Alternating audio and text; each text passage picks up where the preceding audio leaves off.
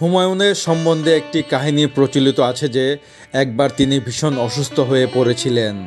তার অবস্থা ক্রমশই অবনতি হচ্ছিল।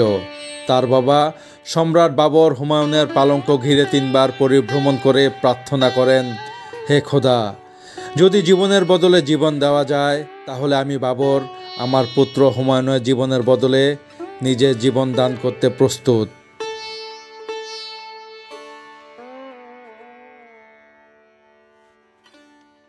মসজিদ থেকে আজানের শব্দ শুনে ধার্মিক হুমায়ুন সিঁড়িতে সেজদা করার জন্য একটু ঝুঁকতে গিয়েছিলেন, আর তখনই তার পোশাকে পা জড়িয়ে যায় এবং সিঁড়ি থেকে গড়িয়ে পড়তে থাকেন।